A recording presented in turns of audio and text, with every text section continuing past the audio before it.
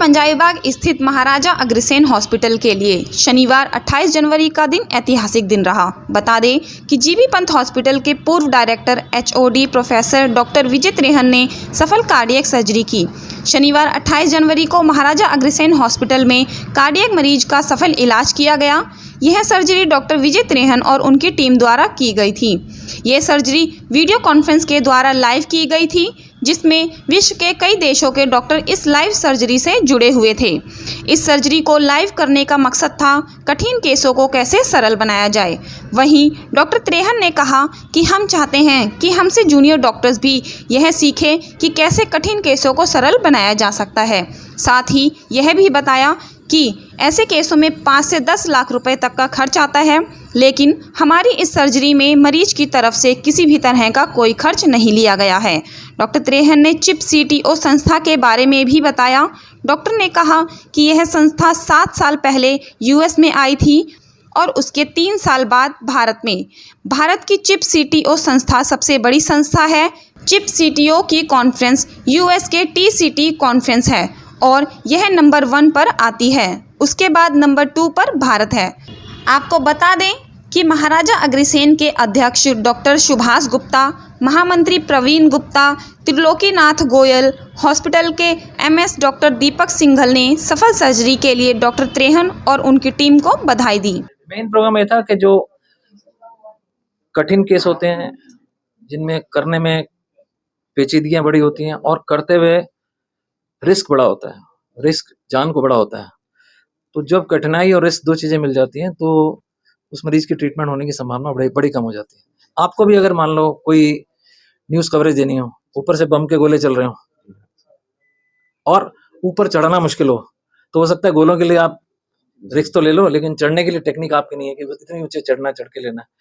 तो अगर आपके लिए चढ़ना कहीं कठिन है और बहुत रिस्की है तो शायद वो हिस्सा कवर नहीं होगा। ठीक उसी तरह से हमारे फील्ड में भी अगर काम करना बहुत कठिन है, जिसके लिए बहुत ज्यादा स्किल लेवल की जरूरत है, और उसके साथ साथ अगर रिस्क इन्वॉल्व भी है।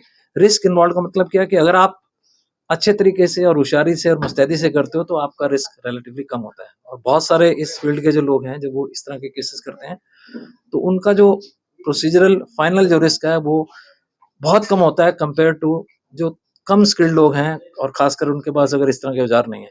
तो ये केस आज दिखाने का जो पर्पस था वो था कि कठिन और हाई रिस्क केसेस को किस प्रकार से सरलता से और सेफ्टी के साथ किया जा सकता है, ताकि हमारे बाकी जितने भी कोलीग्स हैं वो लर्न करें और हर उस पेशेंट को जिसको इस प्रकार की तकलीफ है तो उसको उसका वो समाधान निकालें, उसकी हेल्प कर सकें।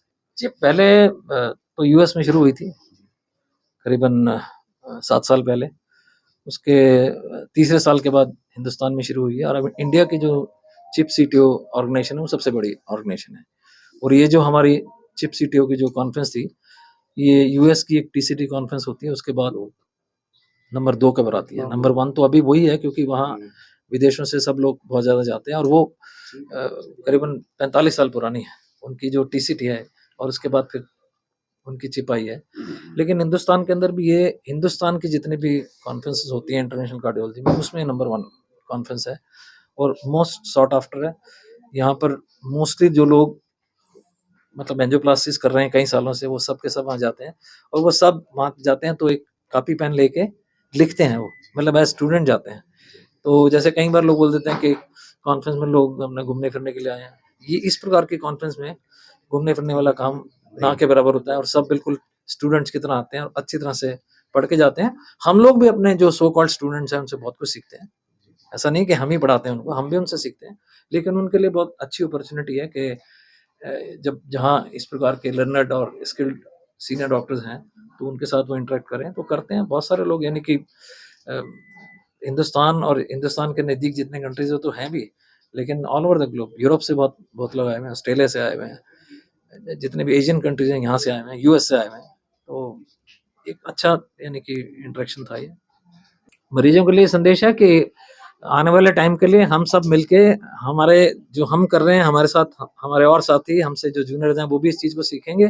और आप बहुत सारे ऐसे पेशेंट जिनको किसी समय में कुछ भी नहीं आंसर मिलता था, उनको आंसर मिलेगा। बहुत से ऐसे मरीज हैं जो बाईपास नहीं करवाना चाहते थे और उनको हमारे फील्ड के लोग एंजियोप्लास्टी नहीं कर सकते थे, अब उनके लिए एंजियोप्लास्टी संभव है।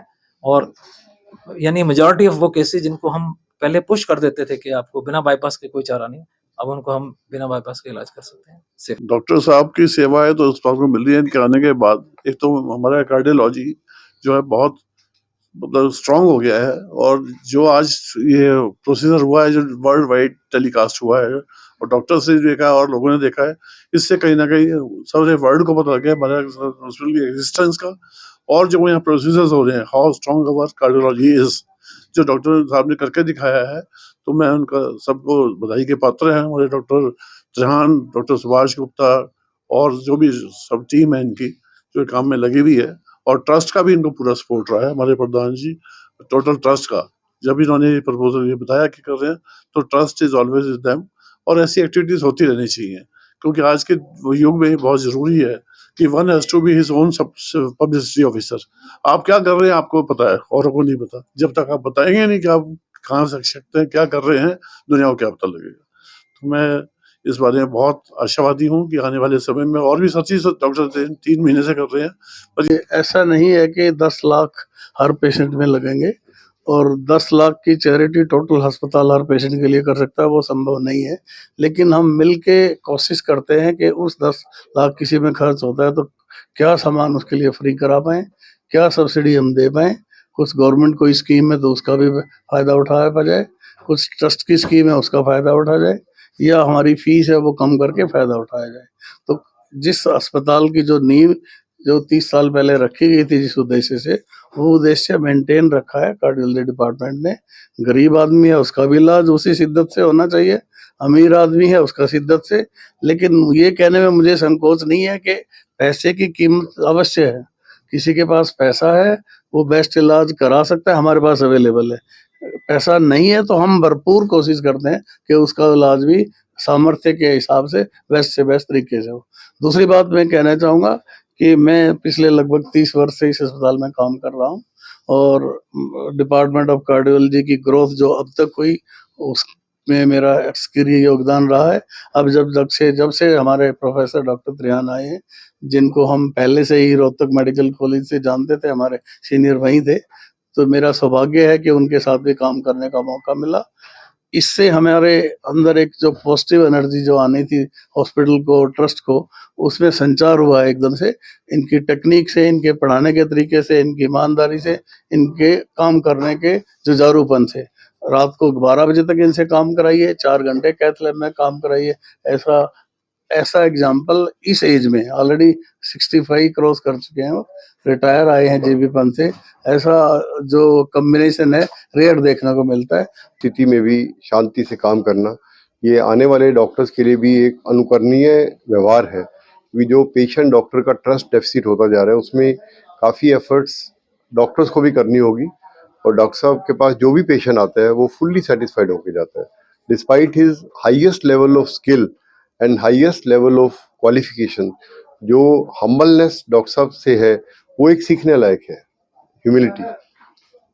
So I am again thankful to Dr. Trehan and his whole team, and I also want to thank Maharaja Agrawal Hospital Charitable Trust also, जिन्होंने ये सब काम करने के लिए इजाज़त भी दी। और पूरे विश्व में मैं समझता हूँ कि आज मैं देख रहा था जब इनका लाइव प्रोग्राम भी हो रहा था, तो जो इनके संगी साथी हैं वो कितनी तारीफ कर रहे थे। देखिए, हर आदमी अपने आप को बेस्ट मानता है, लेकिन आप बेस्ट तब हैं जब आपके पीयर्स आपको बेस्ट माने, आपके अपने जो आपके कार्य करने वाले लोग हैं वो आपको बेस्ट माने, तब बेस्ट है। तो उसके लिए मैं आपकी टीम को सर पुनः धन्यवाद करता हूँ। Thank you.